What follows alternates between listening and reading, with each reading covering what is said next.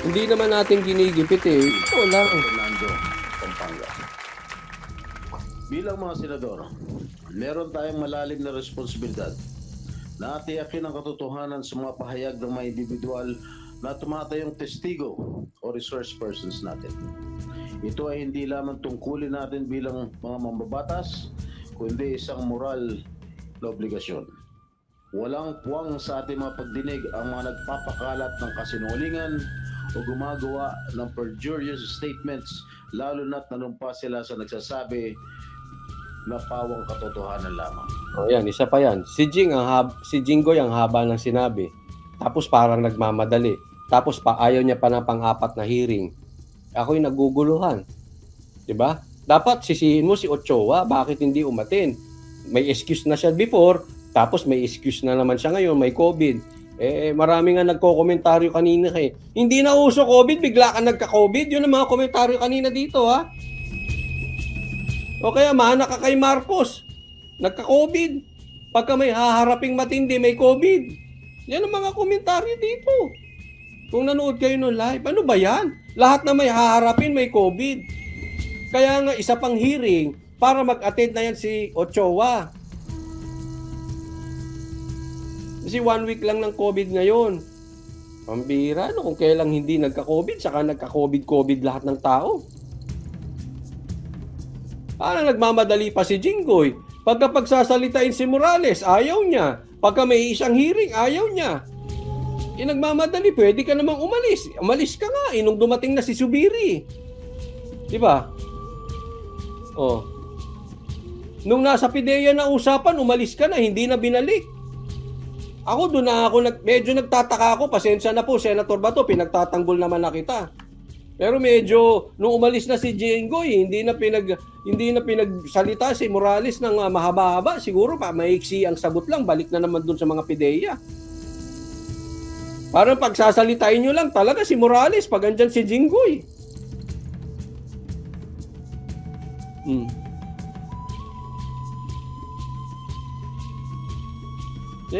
Parang natatae. Yun ang sinasabi ng mga tao. Pasensya na po sa mga kumakain, ha? Parang daw natatae si Jinggoy, nagmamadali. Hindi ko alam kung saan ang lakad o etc.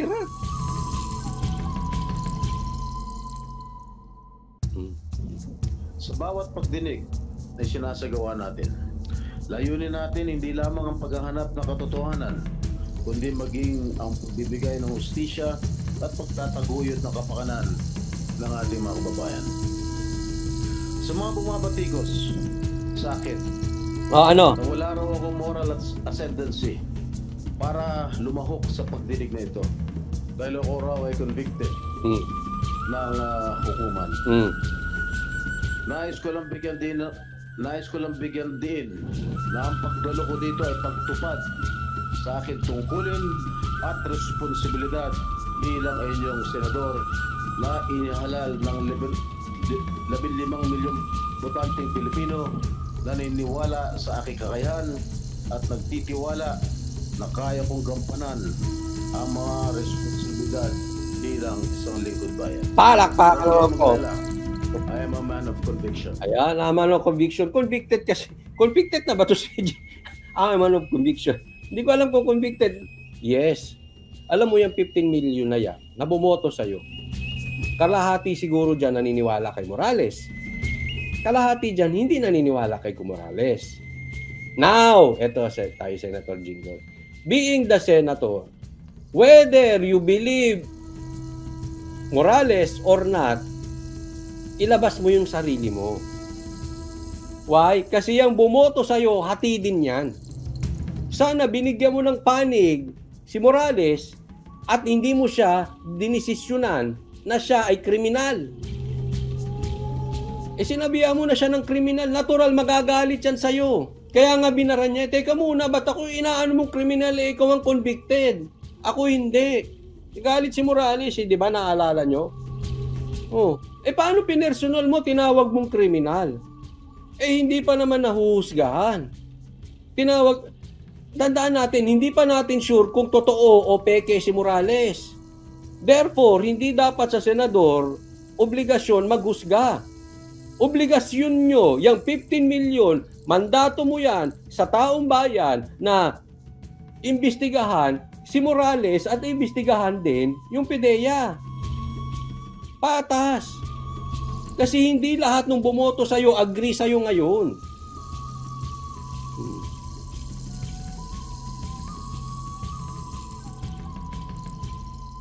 Nanay Franz, maraming salamat po from Hong Kong. Sabi niya, malinaw na plano ng ibang senador na tapusin ang hearing ngayon. Nagkataon ba na wala si Ochoa kaya gusto nilang tapusin ang hearing ng PDEA leaks? Correct, Nanay Franz, maraming salamat po. Kaya marami na namang magagalit kay Bato, suportahan na natin si Senator Bato. Ang importante may 4. Yan ang sinabi ni Senator Bato at sana matuloy. At yan ay kinontra ni Senator Jinggoy. Ayaw niya na ng pangapat. Puro daw peke lang kasinungalingan sinasabi ni Morales. Nagkataon, hindi nga umaten si Ochoa. Paano kasinungalingan sinasabi ni Morales? Hindi nga siya nakapagsalita halos. Kayo nang kayo. Tingnan nyo, i-play yung video, hindi nyo naman hinimay.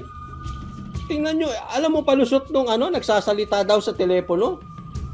Para doon sa mga hindi narinig yung video na live kanina. Yung kausap, yung lumabas na video, may kausap sa telepono, di ba? Nasa inimbita dito. Alam mo palusot niya? Pain lang yon para daw siya ipatawag sa Senado. Sinong loko-loko maniniwala sa ganung excuse? Whether that is totoo or hindi, hindi po yan ay para sa aking husgahan. Pero, in my opinion, walang loko-loko maniniwala doon. Tatawag ka sa telepono, gagawa ka ng invento, idadamay mo si First Lady, idadamay mo yung droga, idadamay mo yung PDEA, nang sa ganon, patawag ka sa Senado. Sinong maniniwala doon? Ay, si Jinggoy daw naniniwala, sabi dito. Pambihira, oh. Ako nag-expect ako na medyo, of course, kung totoo, ang importante rito, yung video totoo. Kasi inamin nung kausap, at inamin mismo nung nasa telepono na sila yon. Na inamin nila na sila yung boses. So, kinonfirm din nila indirectly na totoo ang video. Yan. Yun nga lang, may palusot sila. Then I was really expecting na medyo, kasi lumabas yung video during the weekend eh. Di ba? May oras sila para gumawa ng maganda-ganda man lang rason. Pambira yung rason. Sinadya niya yun. Para ipatawag siya sa Senado. Wala naman sa sinabi sa Senado, yun lang. Hindi naman ginisa rin. Hindi rin lang naman tinanong-tanong. Ang nanumabas doon, pinagsalita yung mga PDEA na may galit kay Morales. Doon umiikot yung usapan. Sabi ni dito ni Jeb, kung si Trillanes may bikoy, sila may pikoy.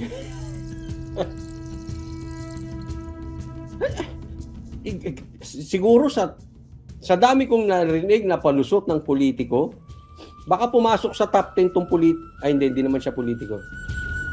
Issue politiko, isa sa top 10 siguro tong palusot kanina. Hanip yung palusot. Sinadya ko yun! Para ipatawag ako sa Senado. Pambira, oh.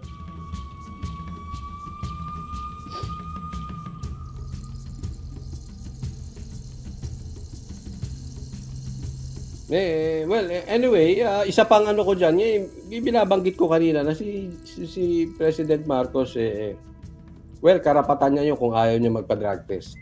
Kasi wala naman sa batas na mandatory drug test. Okay?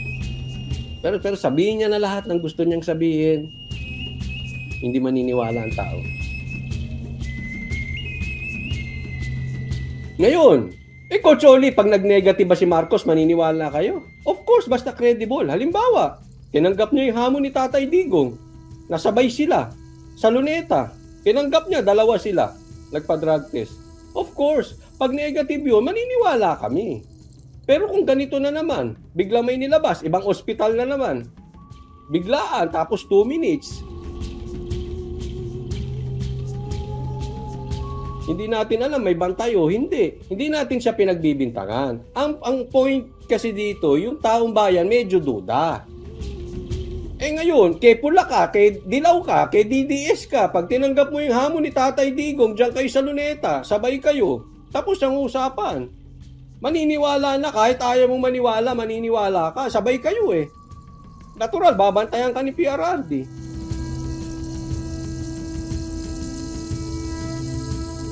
But anyway, karapatan niya yun eh. Wala naman sa batas na magpa-drug test siya. So, sana lang, ulitin ko, lahat nabigyan ng pagkakataon. Yung video, ilabas na yan. Ilabas dyan sa Senado. Sabi nga, baka mamaya, magalit na naman sila pag nilabas ni Morales yung ibang video dyan sa ibang vloggers. Oh. Tingnan natin po yung mga ano ko kanina. Yan, yung kay Jinggoy, it's not about you. Ang nangyari kanina, pinagtanggol mo yung sarili mo eh. Sa PDEA, ganun din, pinagtanggol nila yung sarili nila. Dapat nilabas nila yun, iba usapin doon eh.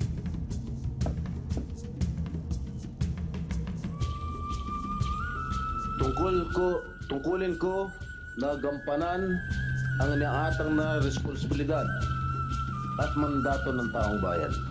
Hindi ako titigil sa pagtupad ng aking tungkulin kahit pa may ilan dyan na inaatake ako ng personal. Ang ating paglahok. Excuse me po, hindi po ako yun. Hindi ako umaatake ng personal, Senator Jinggoy. Doon lang tayo, inaatake ko yung how you handled the Senate hearing. Nililinaw ko lang ha. Doon lang tayo sa Senate hearing. Ngayon, kung may kaso ka, it's sa inyo yan. Dinig ay hindi lamang isang karapatan, kundi isang tungkulin ang ating sinumpaan. At kasama sa ating sinumpaan bilang mambabatas ay pagpapanatili ng integridad at tiwala ng ating... Sabi dito, napikon si Jinggoy nung sinabing convicted siya. Binara niya, di ba? Yan ang problema pagka sa ganito. Sinabihan ni Jinggoy na ito si Morales ay sinungaling, etc., kriminal, ganon. No? Hindi ko lang alam exact words kung ano yung ginamit niya. Pero hinusgahan niya si Morales. Yun ang problema, binabanggit natin kanina. Siyempre, sasagot yung mama. Pinagbintangan mo na na hindi pa naman na hindi siya nakakapagsalita pa. Natural, masasagutin ka nun. Nung sinagot ka, magagalit ka. Nagalit si Jinggoy. Yun ang problema dito. Pag senador ka, pwede mo na bang sabihin lahat kahit sa tao kung ano man siya? Siyempre, magre-react. Dapat hindi nagalit si Senator Jinggoy kay Morales doon eh. Nauna siya eh. Alam ka naman, hayaan. Sige. Kriminal na ako. Gusto mo aminin ko pa ate, kulang na lang. Ganun ang sabihin ni Morales eh. Pati kay Jose Rizal, siya na pumatay. Kasi kung ano-anong issue lumabas eh. Mga kababayan sa ating institusyon. Hindi ito tungkol sa personal na interes. Hindi. Kundi tungkol sa paglilingkod sa bayan at pagpapalakas sa mga institusyon ng ating demokrasya. It is crucial that our legislative processes uphold the principles of truth, integrity, and fairness. Gusto ko sagutin ito. Batas para sa mayayaman at may posisyon lamang. Kawawa ang mahihirap sa Pilipinas. Yan nga po, kung kailangan mayroong batas na magawa dyan, is patungkol dito. Paano? Kung totoo yung sinasabi ni Agent Morales, hinarang siya, re-raid na dapat yung condominium sa Rockwell. Dahil ang mga tao ay isang sikat na artista at mataas na opisyal. Pag ganoon ba, wala na tayong proteksyon, sabihin, pagkakilala at sikat, pwedeng awatin. Pag mahirap, raiding yan, ikulong agad. Yun ang isa sa nakikita ko na dapat maging in aid of legislation, yun ang magawa nilang batas. So, sabi naman dito ni Benjamin, si Cheese at Jinggoy, tropa nila si Kumar, malamang yun ang sinisave nila.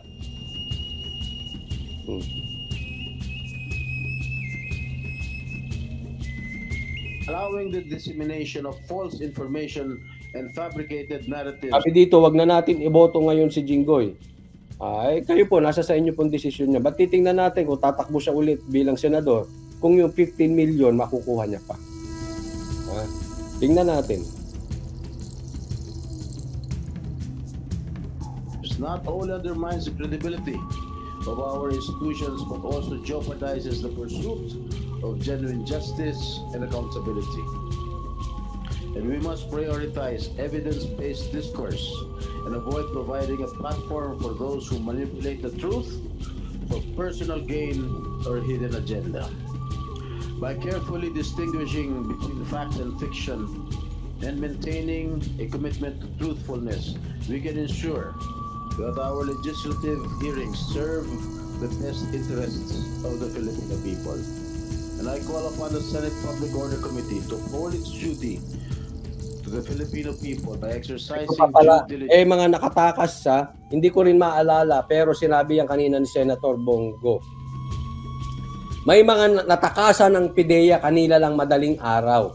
Hindi ko maalala kung mga adik o mga drug lords. Nasa pamamahala nila, nasa poder nila yung nakatakas. Sa mga hindi po nakapanood ng Senate hearing, panoorin nyo, sinabi yan ni at yan po ay nakakatakot. Kasi po, pinasok yan ni Senator Bongo dahil ang pinag-uusapan dito ay patungkol sa hearing.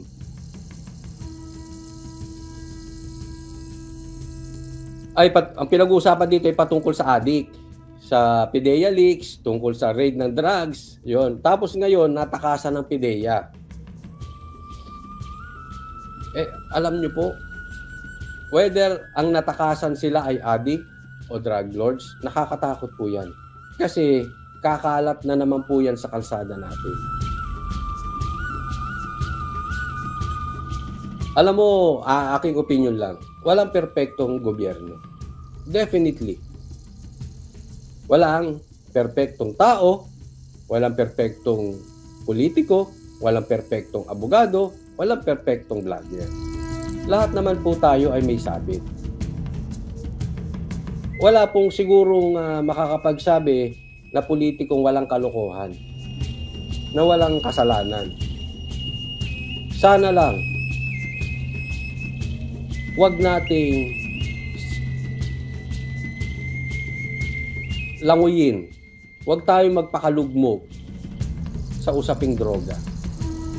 Kasi pag ang droga talaga nakawala sa lansangan at nagka-problema tayo sa droga, napakadelikado. Ako nga, para sa akin, kung titimbangin, of course, masama parehas. Pero kung kurakot lang at droga, I would rather kurakot ka na kesa nagpapalusot ka ng droga. Again, hindi ko sinasabing tama. Okay?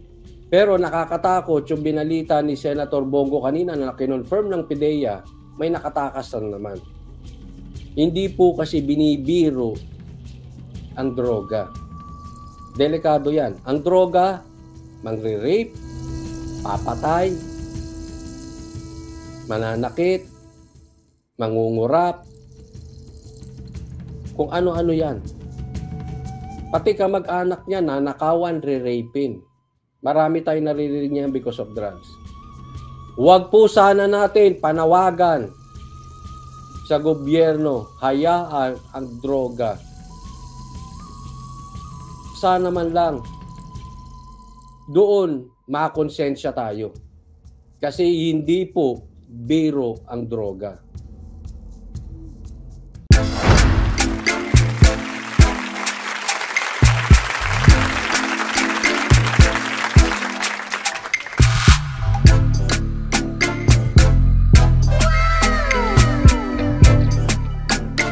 The next performance will start momentarily.